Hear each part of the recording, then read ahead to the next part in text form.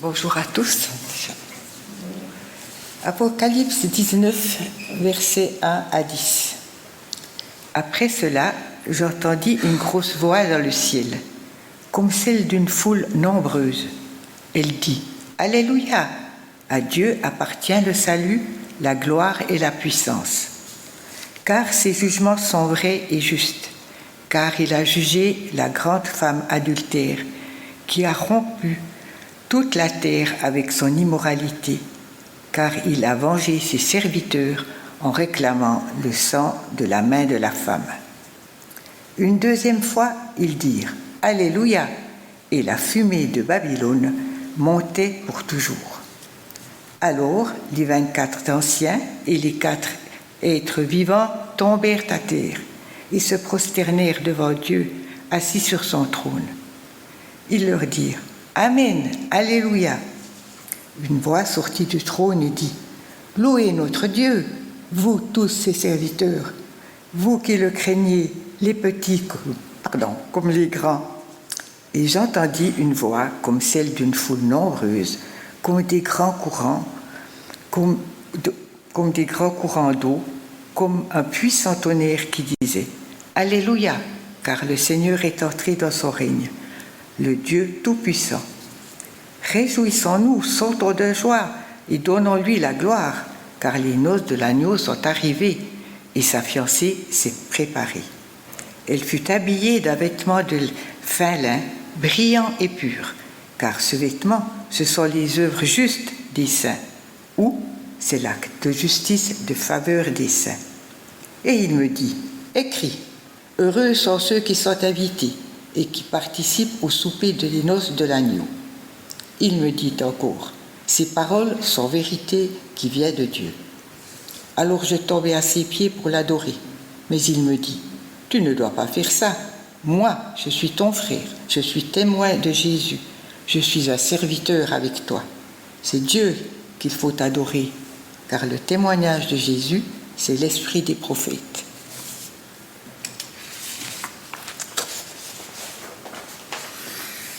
Merci beaucoup pour cette lecture. Désolé, il manquait le dernier verset. Est-ce que tu peux juste un peu baisser les micros, s'il te plaît? Comme ça, résonne un petit peu moins.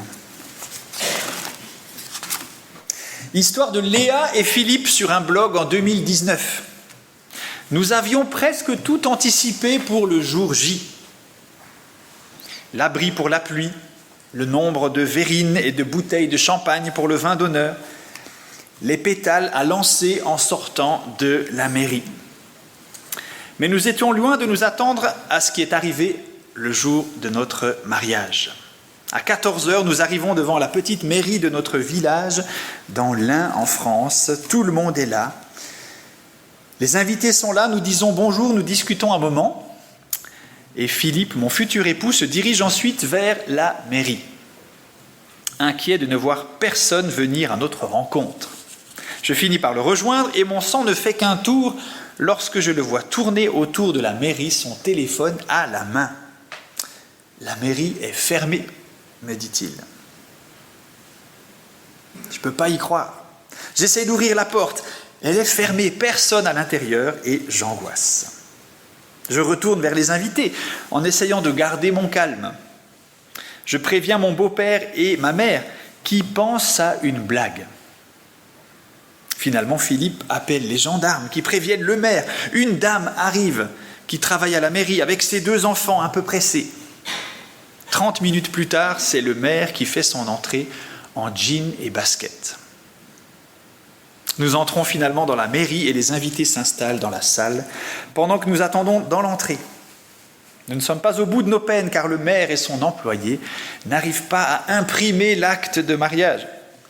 Nous attendons encore 30 minutes, cela commence à faire long. Et finalement, nous nous marions devant les autorités civiles, mais sans signer de documents. Les témoins signent une feuille blanche et nous devions nous marier à 14h, ce sera fait à 16h. L'adjointe au maire a tout simplement oublié notre mariage. Et nous sommes revenus le lundi suivant pour signer les documents, les vrais, et avons eu droit à des excuses, des fleurs, des produits du terroir et une bouteille de champagne.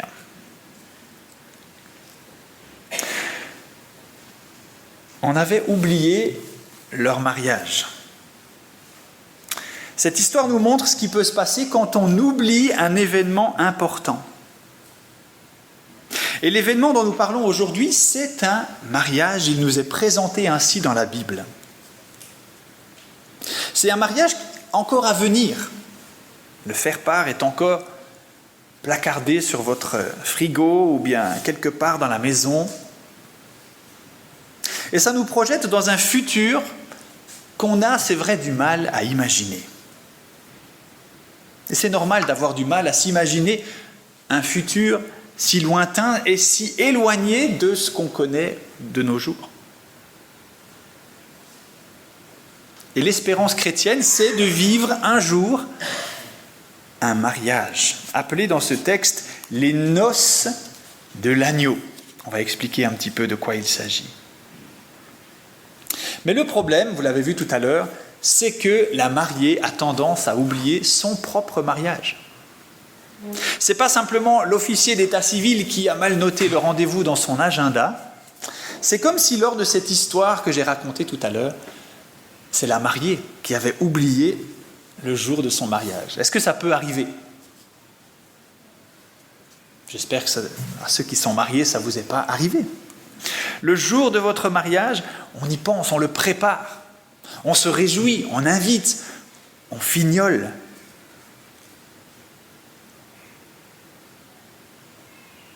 Mais ce que nous avons dans ce passage, c'est le récit, l'annonce d'un mariage. Et le problème, c'est que la mariée a tendance à oublier son propre mariage. Alors, qui c'est la mariée ? Eh bien, la mariée, c'est l'Église. C'est en fait une image, c'est l'Église qui se marie avec Jésus-Christ, son Sauveur. Et cette rencontre finale avec Jésus, dans laquelle les chrétiens croient et placent leur espérance, c'est aussi festif qu'un beau mariage bien préparé. Et le mariage entre un homme et une femme, que nous connaissons dans notre société depuis longtemps, n'est qu'une image qui représente ce grand mariage cosmique, on pourrait dire, entre Christ et son Église. C'est un mystère. Et on lit dans la lettre aux Éphésiens, Paul qui aussi navigue un peu avec ça en disant « mais c'est quand même un mystère ». C'est un mystère, mais c'est une image tellement belle.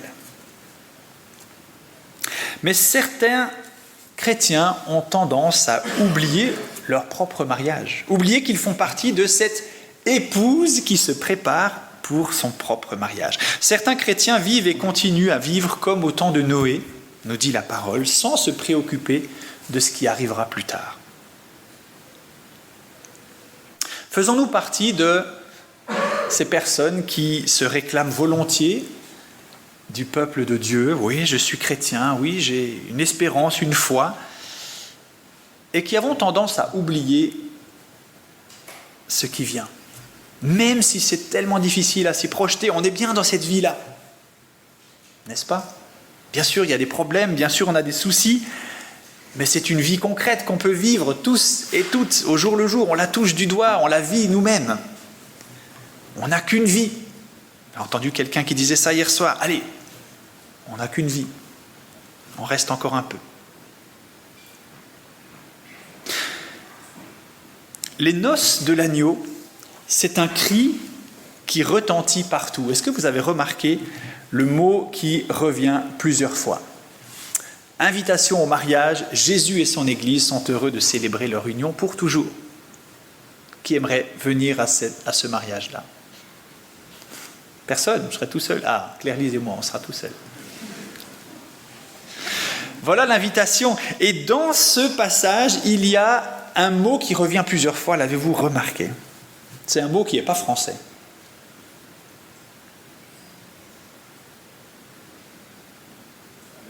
Alléluia.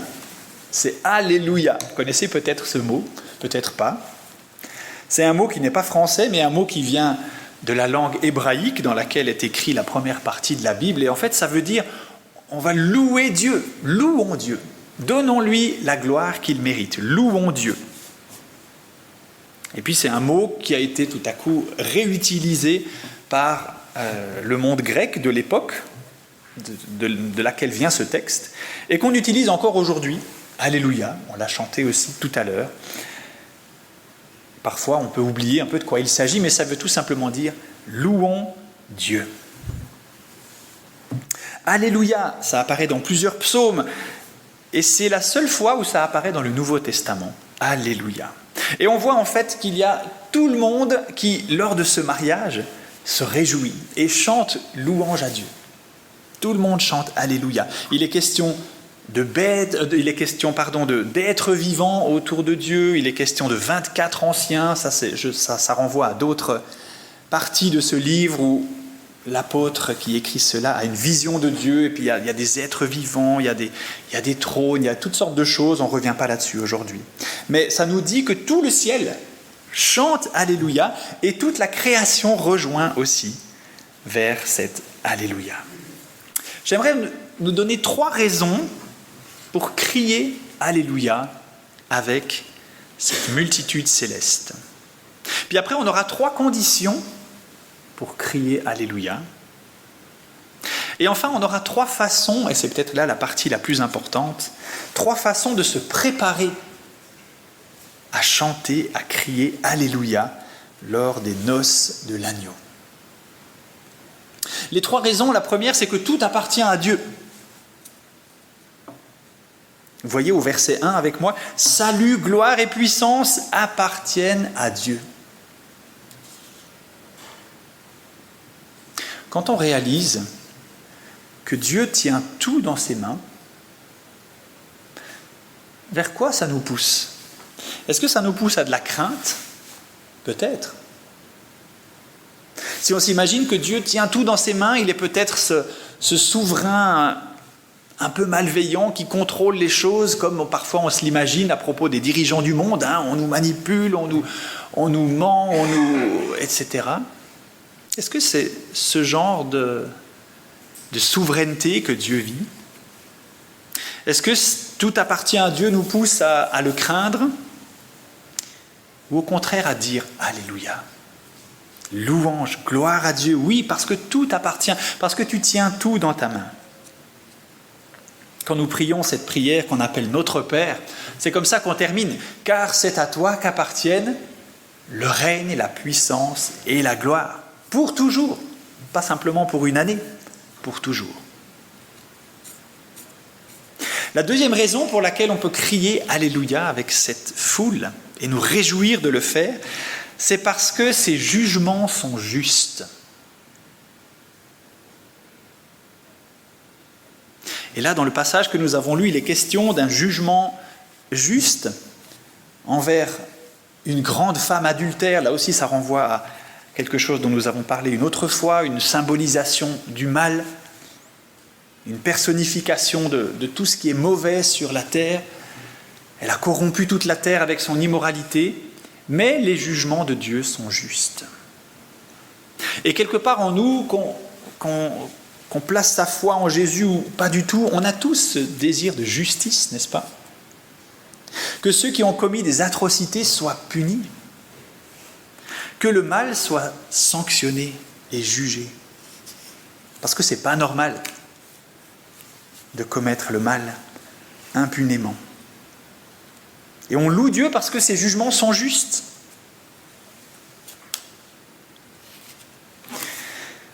Et troisièmement, on loue Dieu aussi parce qu'il est entré dans son règne. On a ici un verbe dans la langue originale qui veut dire commencer à régner. Oui, ça y est, Dieu est entré dans son règne, il a commencé à régner. Alléluia, verset 6, car le Seigneur est entré dans son règne. Qu'est-ce que ça veut dire qu'il est entré dans son règne ? Un règne, bien, c'est quelque chose que personne ne peut contester. Si vous habitez en Grande-Bretagne, personne ne peut contester que le nouveau roi s'appelle George. Je me suis trompé. Il s'appelle Charles, bien sûr. Vous voyez, je ne suis pas anglais, sinon j'aurais su par cœur. Vous êtes dans un royaume, personne ne peut contester qui est le roi. Personne en passant à côté de lui dans la rue ne peut l'ignorer. D'ailleurs, c'est très rare de le croiser dans la rue. L'Éternel règne. Personne ne doute du règne de Dieu. Et dans nos vies, on est tous à douter de ce que Dieu fait parfois, n'est-ce pas? Qu'est-ce qu'il fait Dieu là-haut? Parfois, il est silencieux, parfois je ne l'entends pas, parfois je ne le comprends pas. Mais dire Alléluia, c'est reconnaître que Dieu est entré dans son règne, qu'il va le faire pleinement un jour, le jour des noces de l'agneau, mais que déjà aujourd'hui, il commence à régner dans nos cœurs. Tout le monde reconnaît qu'il est roi, alors tout le monde crie sa louange, Alléluia.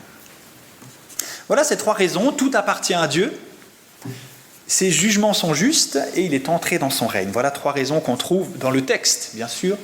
Si on faisait un tour maintenant, que je vous laissais la parole, on trouverait beaucoup d'autres raisons encore pour louer Dieu, n'est-ce pas? Mais ça, c'est des raisons qu'on a trouvées dans le texte du jour.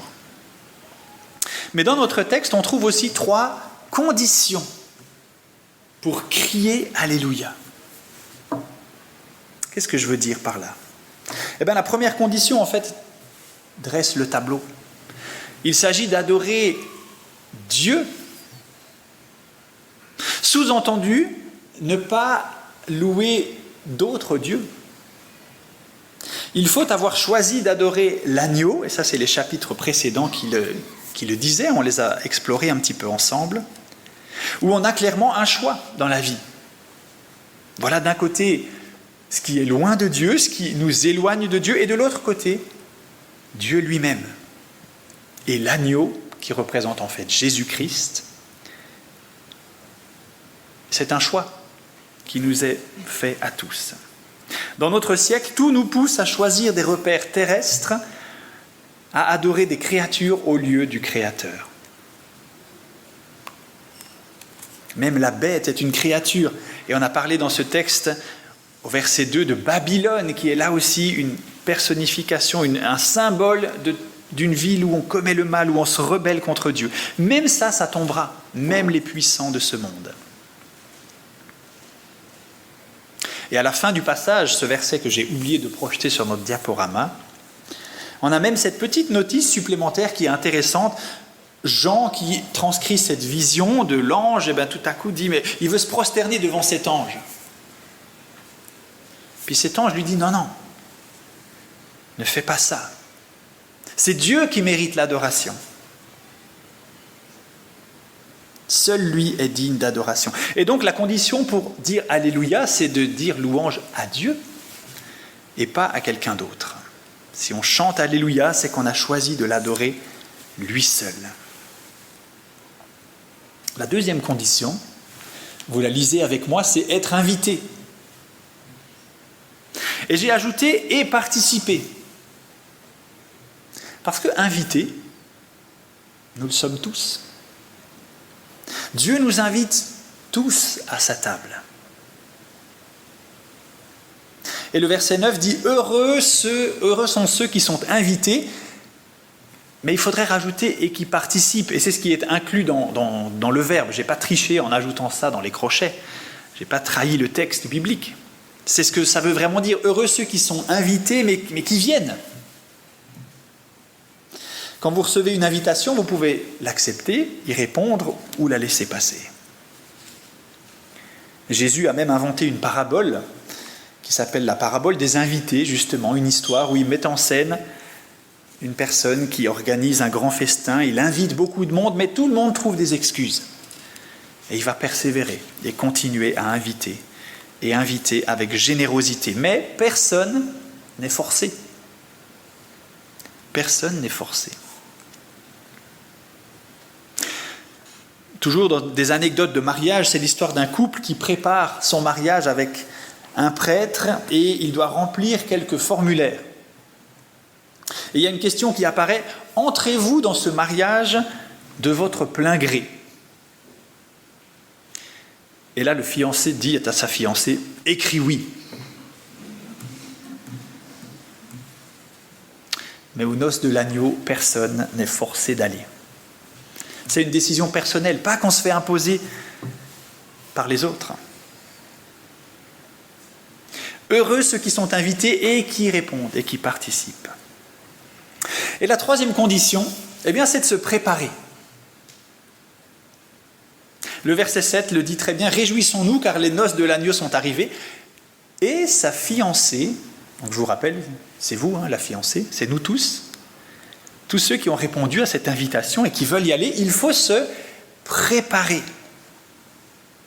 Et un mariage qui n'est pas préparé, eh bien, c'est un peu bancal, ça reste un mariage. Mais ce n'est pas un beau mariage. Et peut-être il est bon de comprendre à ce stade comment fonctionnaient les mariages dans le Proche-Orient ancien. Parce que c'est très instructif, ce n'est pas simplement pour notre culture générale, ça nous aide à comprendre cette image du mariage de Christ avec son Église qui se prépare. En fait, il se déroulait en 3 étapes. Je crois que j'ai mis une diapo là-dessus. Voilà. L'un, les fiançailles. Le marié et la mariée avec leur famille se mettaient d'accord sur les termes du mariage. À partir de ce moment-là, les 2 personnes étaient considérées comme mariées, liées l'une à l'autre. Mais le mariage n'était pas encore consommé, le festin n'avait pas lieu, les amis n'étaient pas là. Ce n'était pas encore le mariage plein et entier. Mais dans la société, les gens étaient considérés comme mariés. C'est par exemple la situation dans laquelle se trouvait Marie quand elle était fiancée à Joseph. Ils avaient déjà passé cette étape-là. Et puis ensuite, deuxièmement, il y a la préparation. Ici, j'ai mis une belle robe, mais il y a d'autres manières de se préparer pour un mariage. Pendant cette préparation, en attendant le jour convenu, il s'agissait aussi pour le marié de payer la dot.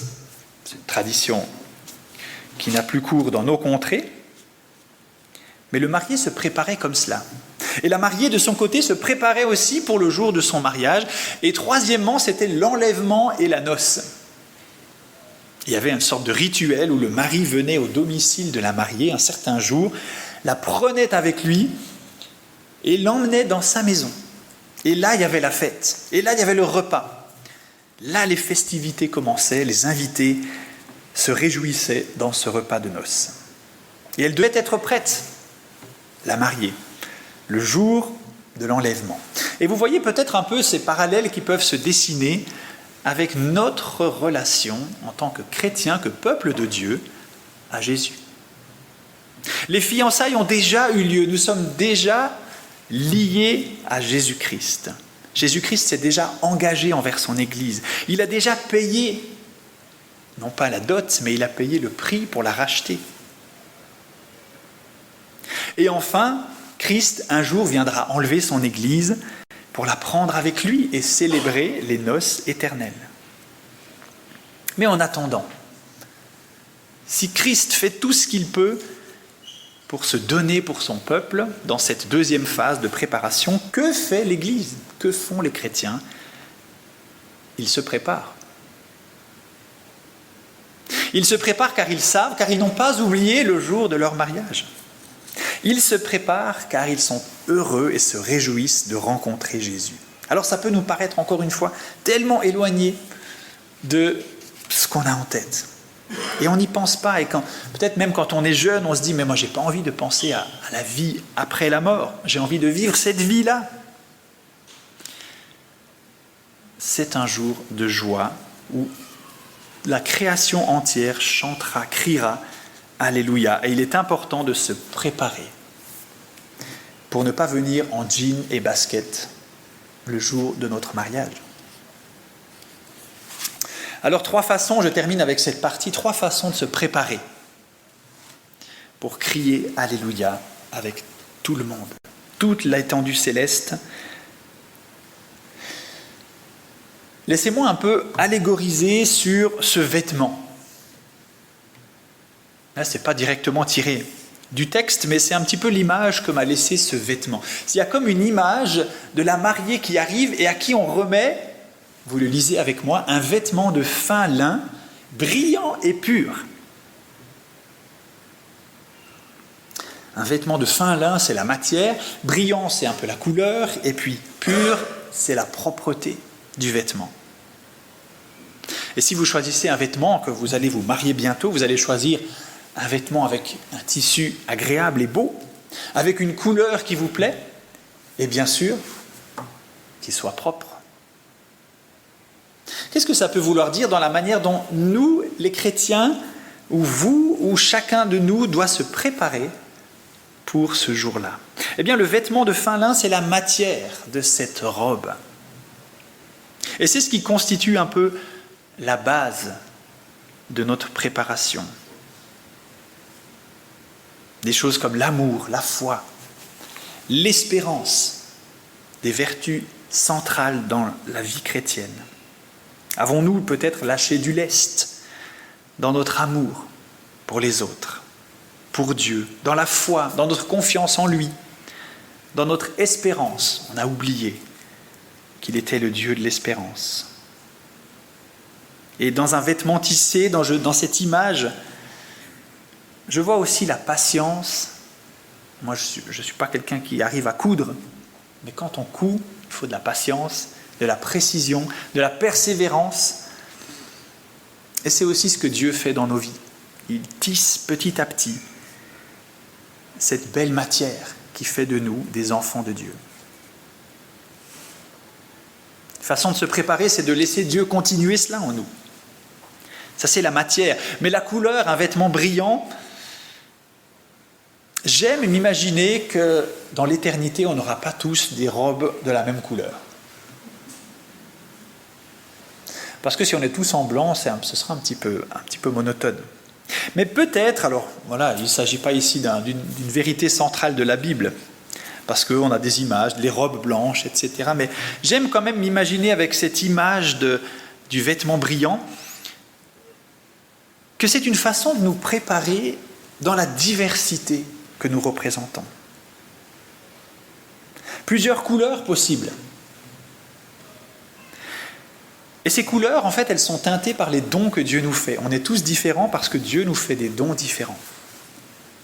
Et dans la façon de se préparer pour les noces de l'agneau, peut-être que l'un d'entre nous va se préparer en servant dans le domaine de la jeunesse, des enfants, quelqu'un d'autre avec les personnes âgées, quelqu'un d'autre dans les arts, dans l'évangélisation, dans les visites, dans l'écologie, dans la compassion, dans la prière, dans beaucoup de composantes que Dieu nous met à cœur et qui font qu'il y a de belles couleurs, il y a des robes de belles couleurs que Dieu est en train de nous donner, dont il nous revêt. Alors une façon de se préparer toute concrète, c'est de servir avec nos dons, car ce sont des moyens de se préparer activement, parce que pendant l'éternité, nous serons au service de Dieu, avec les anges. C'est ce qui apparaît dans le verset 10. Moi, je suis un serviteur avec toi. Même les anges sont des serviteurs de Dieu. Et c'est bon de servir Dieu et de se préparer pour cela. Et troisièmement, le vêtement doit être pur. Et j'y vois là une image tout simplement de la propreté. Si vous venez avec votre habit de mariage, avec un peu de cambouis ou de taches d'huile, ce ne sera pas tellement agréable. Et là, ça renvoie évidemment à la pureté de nos vies, au combat que nous menons contre les taches d'huile, contre le cambouis qui traîne, contre le mal.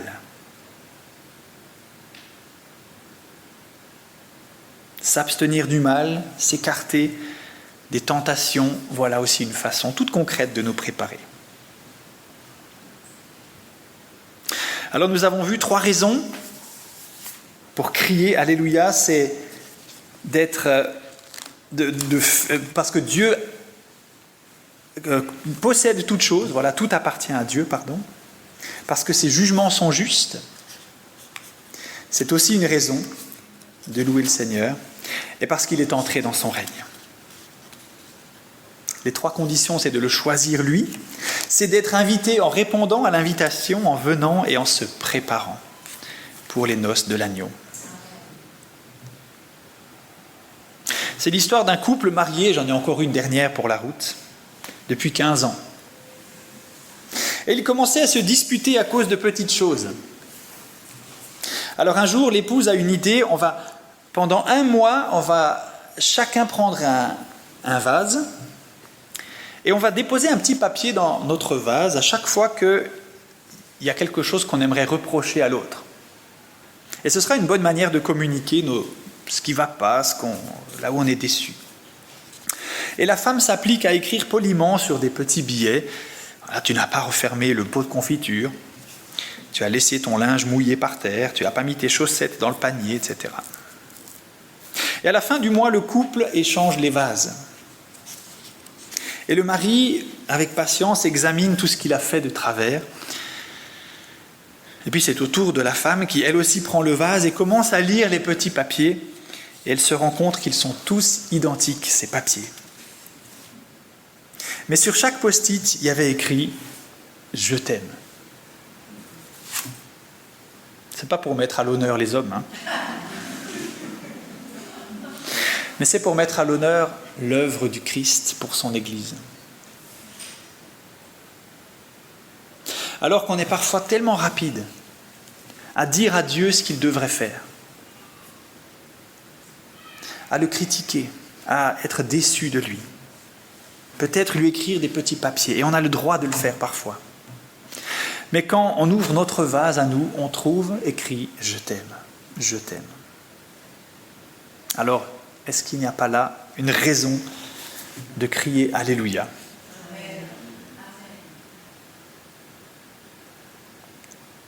Je dis un dernier petit mot à propos des noces de l'agneau, c'est qu'elles sont communautaires. Et dans un moment, on va partager le repas du Seigneur. Et c'est un repas communautaire. Et en fait, il y a deux images dans ce texte qui sont un peu complémentaires. Peut-être vous avez été perdus avec ça. C'est que les enfants de Dieu, les chrétiens, sont à la fois les invités au mariage et à la fois l'épouse. Okay ? Il y a un peu les deux images dans le texte, mais elles ne sont pas contradictoires l'une avec l'autre, ce sont des images. Mais dans cette image des invités, alors si vous allez à un mariage, vous pouvez rester tout seul toute la soirée, et vous êtes un invité, ça fonctionne.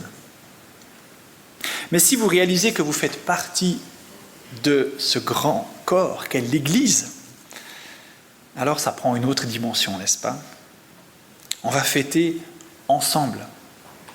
Tous ceux que Dieu appelle et qui viennent et qui se rendent au mariage fêteront ensemble.